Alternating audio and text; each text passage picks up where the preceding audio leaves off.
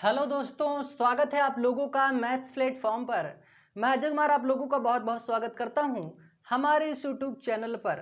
तो दोस्तों हम डिस्कस कर रहे हैं RRB NTPC and group D का जो हमारा स्पेशल बैच चल रहा है। दोस्तों उसमें हम लोगों ने नंबर सिस्टम का पार्ट 4 कंप्लीट कर लिया है। उम्मीद करता हूं कि पार्ट 4 तक आप लोगों को कोई भी दिक्कत नहीं होगी। अगर अभी भी दिक्कत कोई हो रही है तो आप लोग वापस प्लेलिस्ट में जाइए।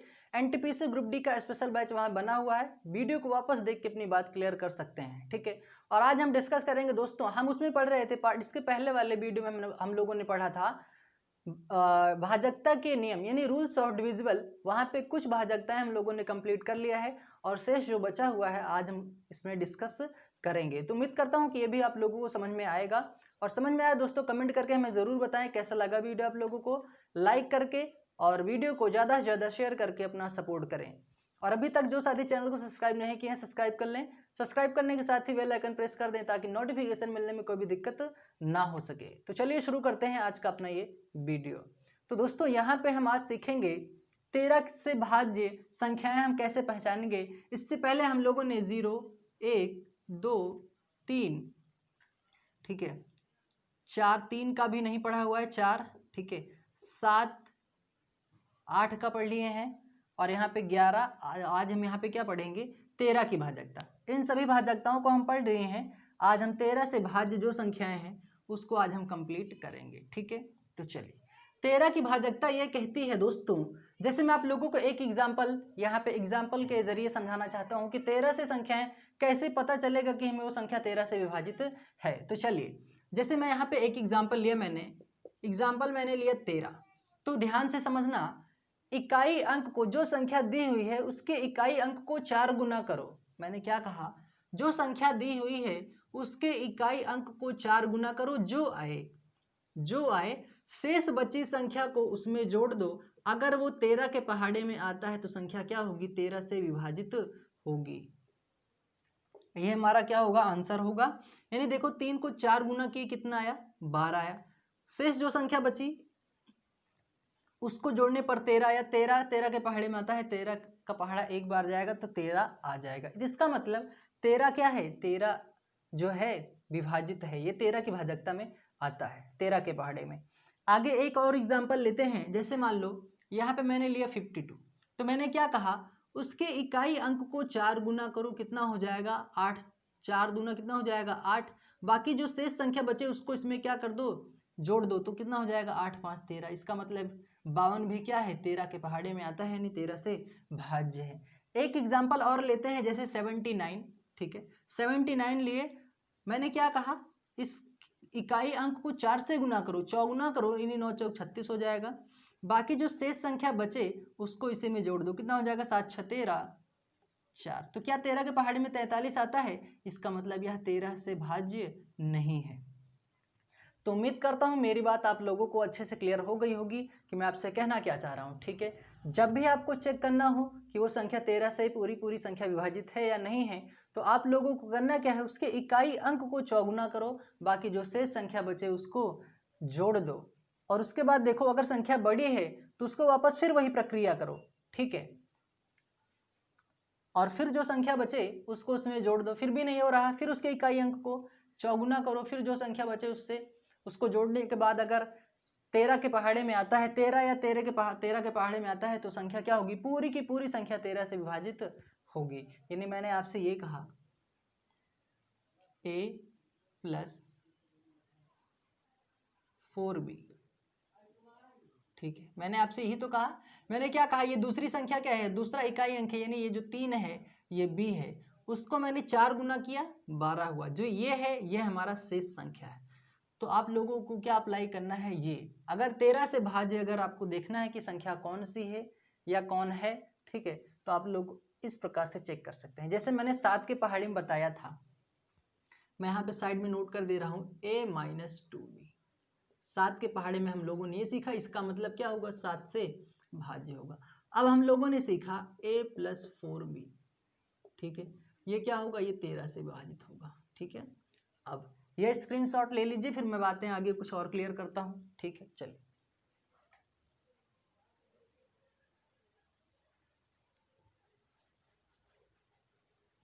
अब यहाँ पे हम सीखेंगे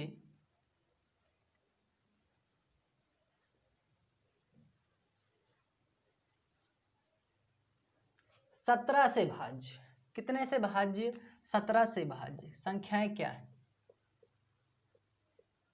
चलिए मैं यहाँ पे भी एक एग्जांपल लेके आप लोगों को बताना चाहूँगा। जैसे मैंने एक एग्जांपल लिया 34 मैंने ये एग्जांपल लिया एक, तो इसमें आप लोगों को क्या करना है, इसके इकाई अंक को 5 गुना करना है। कितना गुना करना है? 5 गुना। तो कितना हो जाएगा? 5 चौक हो जाएगा 20, और बाकी जो संख्या बचे उसको क्या कर दो? माइनस कर दो। तो क्या हो जाएगा? 20 में हमेशा बड़ी संख्या में से छोटी संख्या को माइनस करते हैं, ये याद रखिएगा। तो 20 में से 17 3 जाएगा, कितना बचेगा? 17 17 के पहाड़ी में आता है। इसका मतलब क्या है कि यह 17 से भाज्य है। ठीक है, एक एग्जाम्पल और लेते हैं। ठीक है, ये पहला एग्जाम्पल हो गया। दूसरा एग्जाम्पल जैसे हम लेते हैं 85 ले लो। ठीक है, मैंने क्या कहा, इसके इकाई अंक को 5 गुना करो। कितना हो जाएगा? 5 पचम 25 हो जाएगा। फिर जो शेष संख्या बचे उसको क्या कर दो? माइनस कर दो। तो 25 में से 8 जाएगा, कितना बचेगा? 17 ही बचेगा। ठीक है, इसका मतलब यह भी क्या है? 17 से विभाजित है ये संख्या। एक एग्जाम्पल और लेते हैं, 87 ले लिया। ठीक है, मैंने क्या कहा, इसके इकाई अंक को 5 गुना करो, 5 सत्ते 35 हो जाएगा। ठीक है, बाकी जो संख्या बचे उसको घटा दो। कितना हो जाएगा? 8 7 15 हो जाएगा, 2 बचेगा। तो क्या 27 17 के पहाड़े में आता है? बिल्कुल नहीं आता है। इसका मतलब यह जो है 17 से भाज्य नहीं है ये संख्या, यानी 87 जो है वो 17 से विभाजित नहीं है। तो उम्मीद करता हूँ मेरी बात आप लोगों को समझ में आ गई होगी। यानी मैंने आपसे ये कहा a-5b, यही तो मैंने आपसे कहा। आप यहाँ पे साइड में नोट कर लीजिए, a-5b क्या होगा? 17 से भाज्य होगा। ठीक है, इतनी बात क्लियर हो गई होगी। अब हम अपनी बात को आगे लेके चलते हैं। चलिए स्क्रीनशॉट ले लीजिए इतना, फिर हम बढ़ते हैं आगे। तो दोस्तों यहाँ पे कुछ नंबर लिखे हुए हैं। अब जैसे हमें चेक करना हुआ कि वहाँ पे ये संख्या कितने से विभाजित है। जैसे आपको बोल दे कि भाई 6 की भाजकता क्या है, तो 6 की भाजकता ज्ञात करने के लिए आप कैसे ज्ञात करेंगे? मैं क्लियर कर रहा हूँ बात को। 6 की भाजकता में आप लोगों को ये देखना है कि सबसे पहले जो ये नंबर दिए हुए हैं ना, इनके सह अभाज्य गुणनखंड ज्ञात कर लीजिए। क्या ज्ञात कर लीजिए? सह अभाज्य गुणनखंड। तो वो कैसे होता है? यहाँ पे सह अभाज्य गुणनखंड ज्ञात करेंगे। ये इंपॉर्टेंट नंबर हैं जो मैंने आपके सामने लिखे हैं, मैक्सिमम प्रश्न इन्हीं पे बनते हैं। ठीक है, तो देखो जैसे 6 का सहभाज्य गुणनखंड ज्ञात करना है, तो क्या इसको लिख सकते हैं 2 3 ये लिख सकते हैं। 12 को लिखना है 3 चौक 12 लिख सकते हैं। ठीक है, 14 लिखना है 2 सत्ते 14 लिख सकते हैं। 15 लिखना है 3 पचे 15 लिख सकते हैं। 18 लिखना है 2 9 18 लिख सकते हैं। 5 चौक 20 लिख सकते हैं। 3 सत्ते 21 लिख सकते हैं। 11 छक्का 66 लिख सकते हैं। 11 7 77 लिख सकते हैं। और यहाँ पे 11 गुणे 8 लिख सकते हैं, और यहाँ पे 9 गुणे 8 लिख सकते हैं, 9 72। ठीक है, तो अब यहाँ पे क्या होगा, जब भी आपको ये चेक करना हो कि भाई 6 की भाजकता क्या होगी, या हमें पता कोई एग्जाम्पल दे दिया जाए कि भाई ये संख्या 6 से विभाजित है या नहीं है, तो कैसे चेक करेंगे? सीधा आपको ये चेक करना है, इसमें उस संख्या में 2 की भाजकता होनी चाहिए और 3 की भी भाजकता होनी चाहिए। कितने की? 2 की भाजकता भी फॉलो होना चाहिए उस संख्या में, और 3 की भाजकता उसमें फॉलो होना चाहिए। ठीक है, फिर मैंने आप लोगों को क्लियर करवाया, यहाँ पे अगर 12 की बोले तो उसमें 3 की भाजकता और 4 की भाजकता। तो वापस एक बार यहाँ से एक बार हम फिर से समझते चलेंगे, जिससे कि हमारा जो कन्फ्यूजन अभी तक का रहा हो वो थोड़ा क्लियर हो जाए। ठीक है, 2 की भाजकता ये कहती है कि इकाई का अंक सम, यानी 0 2 4 6 8 ये आ जाता है, तो क्या होगी? वो पूरी की पूरी संख्या 2 से विभाजित होगी। ठीक है, 2 की भाजकता में। 3 की भाजकता ये कहती है कि संख्याओं का योग 3 के पहाड़े में आना चाहिए। संख्याओं का योग 3 के पहाड़े में आना चाहिए, वो होता है 3 की भाजकता। फिर हम यहाँ पे आए, 3 की भाजकता भी मैंने बताया। 4 की भाजकता कैसे होती है कि अंतिम के 2 अंक अगर 4 से विभाजित हो जाता है कि वो पूरी की पूरी संख्या 4 से विभाजित होगी। ठीक है, फिर हम यहाँ आते हैं 2 की भाजकता, मैंने आप लोग बता दिया। 7 की भाजकता मैंने बताया है कि उसके इकाई अंक को 2 गुना करो, उसके बाद जो बची है शेष संख्या उसको माइनस कर दो। ऐसा तब तक करना है जब तक 0 या 7 या 7 के पहाड़े में वो संख्या ना आ जाए। ठीक है, फिर हमने आगे बात क्लियर किया 5 की भाजकता, अभी मैं क्लियर करता हूँ। ठीक है, 9 की भाजकता, अगर 3 की भाजकता आती है तो आपको 9 की भाजकता आती है, मैंने आप लोगों को बात क्लियर करवा रखा है। 9 की भाजकता ये कहती है कि संख्याओं का योग 9 के पहाड़े में आना चाहिए। जो भी संख्या आपको दी हुई होगी वो संख्या 9 के पहाड़े में आना चाहिए योग करने के बाद। 2 की भाजकता मैंने आप लोगों को बता ही दिया है। 4 की भाजकता मैंने बताया, उसके इकाई दहाई अंक को देखना है, यानी अंतिम के 2 अंक अगर 4 से विभाजित हो जाता है तो वो संख्या पूरी की पूरी 4 से विभाजित होगी।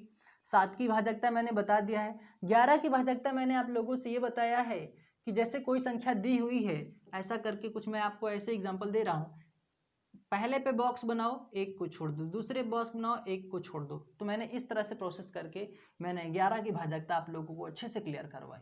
ठीक है, अब यहाँ पे क्या बचा, 6 की भाजकता मैंने बता दिया, 11 7 का आप जानते ही हैं। ठीक है, तो यहाँ पे हमारा बच रहा है सिर्फ 5 की भाजकता। तो उम्मीद करता हूँ कि मेरी जो भी मैं आप लोगों को यहाँ पे समझाना चाह रहा था आपको समझ में आ गया होगा। यानी आपको कोई नंबर दिया हुआ होगा और बोलेगा कि क्या यह संख्या 21 से विभाजित है, तो वहाँ पे आप लोगों को 2 रूल अप्लाई करना है, एक तो 3 का और एक 7 का। अगर दोनों ही रूल उस संख्या पे अप्लाई हो जाते हैं, इसका मतलब यह है कि वह पूरी की पूरी संख्या 21 से विभाजित है। इसी तरह कोई भी नंबर यानी 14 से विभाजित आपको देखना है संख्या, तो उसमें आपको 2 और 7 की भाजकता जो है अप्लाई करना पड़ेगा। इसी तरह सब नंबरों में जो आपको देखना है या क्वेश्चन में आपसे बोले, उसमें आपको सबसे पहले अभाज्य उसका गुणनखंड ज्ञात कर लो, उसके बाद वो जो गुणनखंड है उसकी भाजकता अप्लाई कर दो। अगर अप्लाई हो जाती है दोनों की दोनों भाजकता, तो इसका मतलब जो संख्या यानी 77 से है और 11 और 7 की भाजकता उस संख्या पे अप्लाई हो गई है, इसका मतलब वो पूरी की पूरी संख्या 77 से विभाजित है। तो उम्मीद करता हूँ मेरी बात अब समझ में आ गई होगी। ये स्क्रीनशॉट ले लीजिए, फिर मैं यहाँ पे और कुछ भाजकताएं हैं उसको क्लियर करता हूँ। ठीक है, चलिए। तो यहाँ पे देखेंगे दोस्तों, अब हम 19 से भाज्य संख्याएं जैसे हमें पता करना हो तो कैसे पता करेंगे। तो यहाँ पे एक एग्जांपल लेते हैं जिससे बात पूरी क्लियर हो जाए हमारी। ठीक है, जैसे मैंने एक एग्जांपल लिया यहाँ पे 57। तो यहाँ पे क्या करना है, ये चीज यहाँ पे दिखाई नहीं दे रहा था, मैंने यहाँ पे लिख दिया है, आप समझ सकते हैं। ठीक है, तो यहाँ पे 19 से 19 की भाजकता भी हमें अगर हमें चेक करना हो और कोई संख्या दिया हुआ हो, वहां पे अगर चेक करना है कि कौन सी संख्या 19 से विभाजित है, तब हमें क्या करना होगा, इसके इकाई अंक को, जो भी इकाई अंक हो उसका 2 गुना कर दो, 7 दूना 14। उसके बाद जो शेष संख्या बचे उसको उसी में क्या कर दो, जोड़ दो। तो कितना हो जाएगा, 14 5 19। अगर वो 19 के पहाड़े में आता है, 19 या 19 के पहाड़े में आता है, इसका मतलब यह है कि वह संख्या पूरी की पूरी संख्या यानी दी हुई संख्या पूरा 19 से विभाजित होगा। ठीक है, एक एग्जांपल और ले लेते हैं, 133 ले लेते हैं। यहाँ पे मैंने क्या कहा, उसके इकाई अंक को 2 गुना करो, उसके इकाई अंकों को कितना करो, 2 गुना करो, 3 दूना 6। बाकी की जो शेष बची संख्या है उसको क्या कर दो, उससे में जोड़ दो, 13 अच्छा कितना हो जाएगा 19। इसका मतलब यह जो है संख्या 19 से विभाजित है। ठीक है, एक संख्या और ले लेते हैं, यहाँ पे 138 ले लेते हैं। ठीक है, अब इसे चेक करना हो कि यह संख्या कितने से विभाजित है, तो क्या करना है, यहाँ पे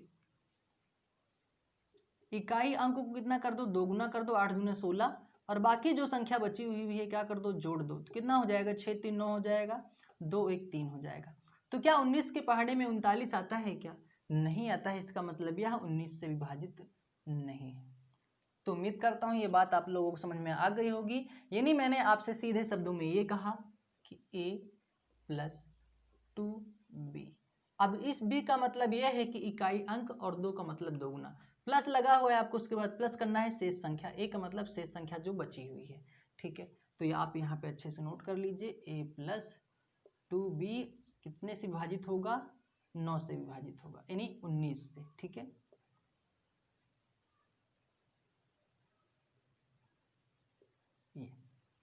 ये स्क्रीनशॉट ले लीजिए, फिर मैं कुछ बातें और आगे क्लियर करता हूँ। ठीक है, चलिए।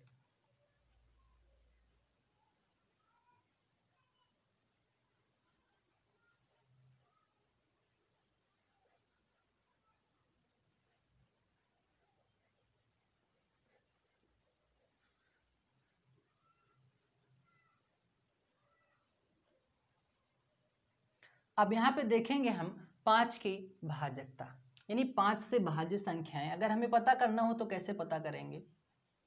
5 से भाज्य में ये देखना है कि इकाई का अंक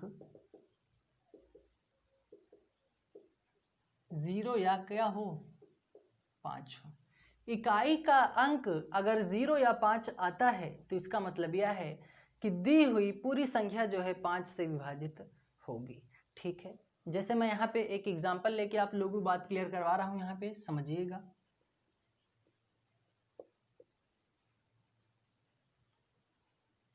या आपको लास्ट में 00 दिखाई देता है, 00 दिखता है, तब भी वो संख्या क्या होगी? 5 से विभाजित होगी। जैसे मैंने यहाँ पे लिखा 500। ठीक है, अब इसे चेक करना है कि क्या यह 500 जो है 5 से विभाजित है, तो आपको क्या करना है? मैंने क्या कहा, उसके इकाई अंक में 0 या 5 आना चाहिए या तो लास्ट में 00 आना चाहिए। देखो 00 आ गया ना, इसको तो आप देखते ही बता सकते हो कि यह 5 की भाजकता है। ठीक है, एक और ले लेते हैं यहाँ पे, जैसे 25 लेते हैं, तो उसके इकाई अंक में यदि 5 या 0 आता है तो संख्या कितने से विभाजित होगी? 5 से विभाजित होगी। मैंने लिख दिया यहाँ पे 39, तो क्या इसके इकाई अंक में 0 या 5 या 00 आया लास्ट में? नहीं आया। इसका मतलब यह है कि यह संख्या 5 से विभाजित नहीं होगी। मेरी बात उम्मीद करता हूँ समझ में आ गई होगी आप लोगों को। अब आगे हम क्लियर करते हैं। अब जैसे ये 5 से भाज्य हो गया, अब देखना है जैसे हमें 25 से भाज्य, 25 से भाज्य, तो 25 से भाज्य में क्या देखना है कि अंतिम दो अंक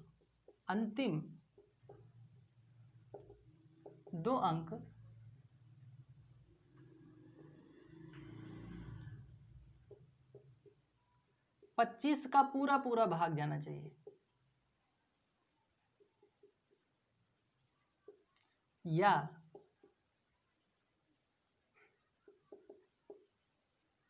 अंतिम में 00। ठीक है, मैंने क्या कहा? अंतिम दो अंक में 25 का पूरा पूरा भाग हो या फिर अंतिम में 00 हो। जैसे मैं एग्जांपल दे रहा हूं आप लोगों को,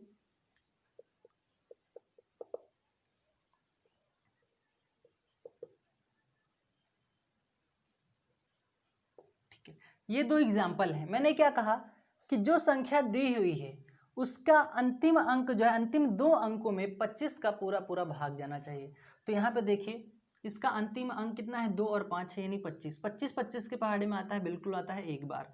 अब यहाँ पे मैंने क्या कहा, या तो फिर 00 आना चाहिए, उसके अंतिम अंक में क्या आना चाहिए? 00 आना चाहिए। 00 आ गया, आप देखते ही इसको बता सकते हैं कि ये 25 की भाजकता है।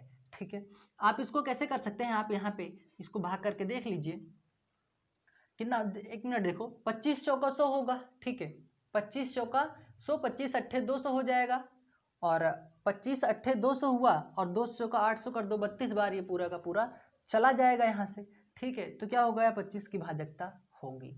अब यहाँ पे एक बात और क्लियर करते हैं, जैसे 125 की भाजकता हमें देखना हो तो कैसे देखेंगे? आइए क्लियर करते हैं बात को। 125 की भाजकता यानी 125 से भाज्य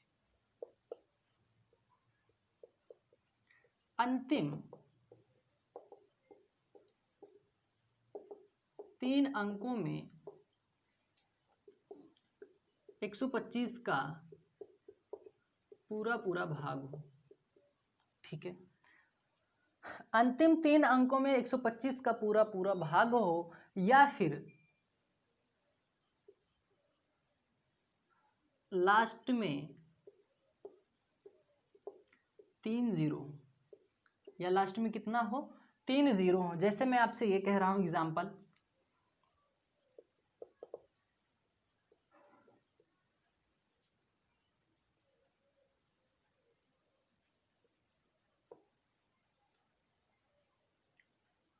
ठीक है, ये हो गया 625 हो गया। अब जैसे ये एग्जाम्पल है आपके सामने, आप यहां से बता सकते हैं। ठीक है, ये एग्जाम्पल है। ठीक है, अब मैंने क्या कहा कि उसके अंतिम 3 अंक में 125 का पूरा पूरा भाग जाना चाहिए। अब देखो यहाँ पे 250 है, 125 का डबल करेंगे 2 बार चला जाएगा, 125 दूना 250, 125 625 है, यहाँ से जब इसको डिवाइड करेंगे तो ये भी पूरा पूरा भाज्य होगा। ठीक है, 1875 है, 1875 भी यहाँ से अगर कैलकुलेट करेंगे तो भी क्या होगा, 625 से पूरा पूरा भाज्य हो जाएगा। ठीक है, तो उम्मीद करता हूँ बात समझ में आई होगी। यहाँ से यानी अब एक बात और इम्पोर्टेंट बात याद रखिएगा, जैसे कि अगर आप भूल जाते हैं कि भाई 25 की भाजकता में हमें क्या देखना था, अंतिम के 2 अंक देखने थे, 3 अंक देखने थे, हमें कैसे पता चलेगा, मान लो हम भूल गए। तो आप लोगों को ना भूलने का तरीका बताता हूँ। आप लोगों ने 2 की भाजकता पढ़ा, 4 की भाजकता पढ़ा, 8 की भाजकता पढ़ा, 16 की भाजकता पढ़ा, तो वहाँ पे मैंने आप लोगों को ध्यान हो तो एक इम्पॉर्टेंट बात क्लियर करवाया था। जैसे 5 की भाजकता है ना, आप क्या 5 की पावर 1 करेंगे तब भी 5 ही आएगा। तो आप इस एक का मतलब ये हुआ कि आपको अंतिम का सिर्फ एक ही अंक देखना है, और वो क्या देखना है, 0 या 5 देखना हो, तब वो क्या होगा, पूरी की पूरी संख्या 5 से विभाजित होगी। ठीक है, फिर यहाँ पे आते हैं 25 पे। तो 25 की पावर 2 लिख सकते हैं, यानी 5 की पावर 2 लिख सकते हैं। 5 पचम कितना होगा, 25 होगा। आप भूल गए हैं कि अंतिम में कितने अंक देखने हैं, तो इससे आपको पता चल जाएगा कि हमें अंतिम के 2 अंक देखने हैं, तभी वो संख्या किससे विभाजित होगी, पूरी पूरी 25 से। 125 की बारी आती है तो आप 25 को 25 की पावर 3 लिख सकते हैं, तो 5 पचम 25 पंचे 125 हो जाएगा। यानी अंतिम के आपको 3 अंक देखने हैं, तब आप यहाँ से इस प्रकार से आप नहीं भूलेंगे। ठीक है, तो उम्मीद करता हूँ ये बात आप लोगों को समझ में आई होगी। स्क्रीनशॉट ले लीजिए, फिर मैं कुछ प्रश्न करवाता हूँ, जिससे कि बात जितनी मैंने अभी यहाँ पे रूल्स ऑफ डिविजिबल यानी भाजकता के नियम मैंने पढ़ाया है, वो अभी पूरी की पूरी बात क्लियर हो जाएगी जब मैं प्रश्न करवा दूंगा तब। ठीक है, चलिए।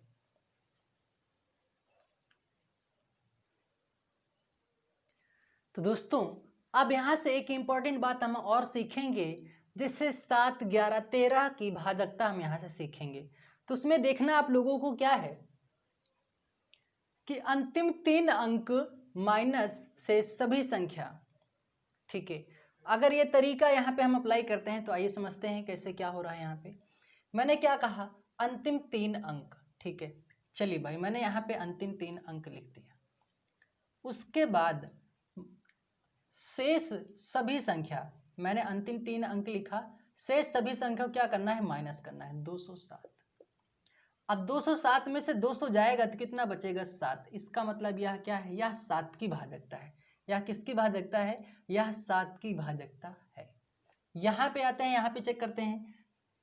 अब इसमें क्या अप्लाई हो रहा है, अंतिम 3 संख्या मैंने लिखा 132, बाकी शेष सभी संख्या 111।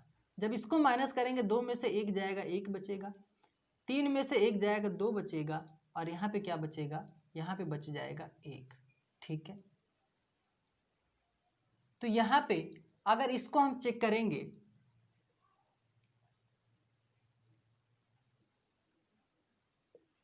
ठीक है, 2 में से 1 जाएगा, कितना बचेगा, 1 बचेगा। तो क्या होगा, यह संख्या जो है 11 के पहाड़ी में आता है, 11 11 में 121 होता है। इसका मतलब यह 11 की भाजकता है। किसकी भाजकता है, यह 11 की भाजकता है। ठीक, यह पूरी संख्या 11 से विभाजित हो जाएगी।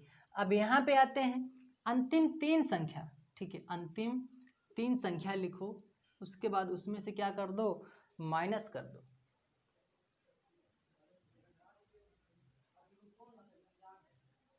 तेरह माइनस कर दीजिए, इसमें से कितना हो जाएगा, 9 बचेगा, 7 में से 1 जाएगा, 6 बचेगा, और यहाँ पे क्या बचेगा, 1। तो क्या होगा, ये 13 के पहाड़ी में आता है, 13 13 में 169 होता है, तो क्या होगा, ये 13 की भाजकता होगी। तो यहाँ से एक बात हमें समझ में आई कि 7, 11, 13 से भाज्य के लिए वही अप्लाई हो रहा है। तो क्या होगा, ये सभी संख्याएं 7, 11, 13 से विभाजित होंगी। क्यों होंगी, क्योंकि वही तरीका तो सभी संख्याओं में अप्लाई हो रहा है ना। ठीक है, तो यहाँ से जो संख्या 11 से विभाजित होगी, यानी 7 और 13 से विभाजित बिल्कुल होगी, यानी 11 और 7 से विभाजित होंगी। ठीक है, तो यहाँ से मेरा बताने का मकसद ये था कि ये तरीका सभी में अप्लाई हो रहा है। इसका मतलब ये संख्या जो दी हुई है 7, 11, 13 से विभाजित होंगी। ठीक है, तो मैं यहाँ से एक शानदार वाला प्रश्न करवाने जा रहा हूँ, जहाँ पे ये रूल अप्लाई होगा। कैसे होगा, आइए समझते हैं। ये स्क्रीनशॉट ले लीजिए, अभी ये तरीका आप लोगों को समझ में आ जाएगा। चलिए, तो दोस्तों प्रश्न हमारे सामने इस प्रकार से है, और ये प्रश्न दोस्तों वेरी वेरी इंपॉर्टेंट है, बात को अच्छे से समझना। ठीक है, चलिए, क्या कह रहा है क्वेश्चन, यदि एक 3 अंकों की संख्या को 2 बार लिखकर 6 अंकों की संख्या बनाई जाए तो यह संख्या निम्न में से किससे विभाजित होगी। ठीक है, प्रश्न को ध्यान से समझिए, सुनिए, फिर क्वेश्चन को सॉल्व कीजिए। क्या कह रहा है, यदि एक 3 अंकों की संख्या को, अब हमें वो संख्या पता नहीं है वो 3 अंकों की संख्या क्या है, लेकिन हमें यह बोला है कि 3 अंकों की संख्या को 2 बार लिखकर 6 अंक की संख्या बनाई जाती है। ठीक है, तो चलिए भाई हम कोई 3 अंक की एक संख्या मान लेते हैं। मान लो मैंने एक 3 अंक की संख्या जो है 115 माना, लेकिन उन्होंने क्या बोला, 3 अंकों की संख्या को 2 बार लिखकर। तो चलो भाई 115 हम लिख लिए, तो एक बार हम 115 और लिख लिए। क्यों लिख लिए, क्योंकि बोला 2 बार लिखकर 6 अंकों की संख्या बनाई गई। 1 2 3 4 5 6 संख्या बन गई। तो बोला है तो यह संख्या निम्न में से किससे विभाजित होगी। तो मैं आप लोगों को एक इंपॉर्टेंट बात बता दे रहा हूँ कि यह संख्या 3 7 11 और 13 से क्या होगा, विभाजित तो होना ही होना है। ठीक है, 7 11 13 से तो ये विभाजित है ही, लेकिन और किससे है वो बात हमें यहाँ पे क्लियर करना है। कैसे, अब आप लोग सोच रहे होंगे कि अब हमें कैसे पता चला कि यहाँ पे 7 की भाजकता फॉलो हो रही, 11 की 13 की। तो अभी इसके पहले मैंने जस्ट क्लियर करवाया था, 7 की भाजकता क्या कहती है, 0 आना चाहिए, 7 आना चाहिए, या 7 के पहाड़े में वो संख्या आनी चाहिए कैलकुलेशन करने के बाद। 11 की भाजकता में हमने ये पढ़ा, 0 आना चाहिए, 11 आना चाहिए, या तो 11 के पहाड़े में आनी चाहिए वो संख्या कैलकुलेट करने के बाद, यानी अंतर करने के बाद। 13 की भाजकता में अभी मैंने सिखाया, 0 आना चाहिए, 13 आना चाहिए, या फिर वो संख्या 13 के पहाड़े में आनी चाहिए। तो क्या होगी, वो संख्या 7 11 13 से विभाजित होगी, यानी 13 से विभाजित होगी। तो यहाँ पे देखो, मैंने पहले मैं इस चीज़ को क्लियर कर दे रहा हूँ कि यहाँ पे कि ये पहले से ही 7 11 13 से विभाजित क्यों है। ठीक है, यदि आपको ऑप्शन में 7 दिखाई देता है तो आप बिल्कुल 7 को टिक कर सकते हैं, सिर्फ 7। यदि आपको ऑप्शन में सिर्फ 11 दिखाई देता है तो आप 11 को भी टिक कर सकते हैं, सिर्फ 11। ठीक है, यदि आपको ऑप्शन में 13 दिखाई देता है, सिर्फ 13, तो आप 13 को भी टिक कर सकते हैं। ठीक है, लेकिन प्रश्न में अगर आपको दिया हो 2 दिया हो, 7 दिया हो, 7 11 13 दिया हो, या 7 11 13 1001 दिया हो, अब इसमें तो कन्फ्यूजन हो गया, सर जी तो हमको 3 ही बताए थे, 7 11 13 तक, लेकिन अब और किससे विभाजित बोलने के लिए बोल रहा है। तो वहाँ पे हमें इस बात को क्लियर करना है कि वो संख्या किससे विभाजित होने वाली है। ठीक है, जब भी 3 अंकों की संख्या को 2 बार लिखकर 6 अंकों की संख्या बनाई जाएगी तो उसमें हमेशा आप लोग 7 11 13 के अलावा अगर कोई और ऑप्शन दिखता है तो कौन सा ऑप्शन दिखेगा मैं बता रहा हूँ। देखो, सबसे पहले मैं 7 11 13 को पहले कंप्लीट कर दूँ। अभी मैंने 7 की भाजकता भी पढ़ाया था इसके पिछले वाले में 7 11 13 की। तो मैंने क्या कहा था, अंतिम के 3 अंक बाकी शेष सभी संख्या को माइनस कर दो। तो मैंने अंतिम के 3 अंक ये मैंने ले लिया, बाकी ये 3 अंक शेष बचे इसको मैंने क्या कर दिया, माइनस कर दिया। तो क्या आ गया, 0 आ गया। 7 की भाजकता में भी आ जाएगा।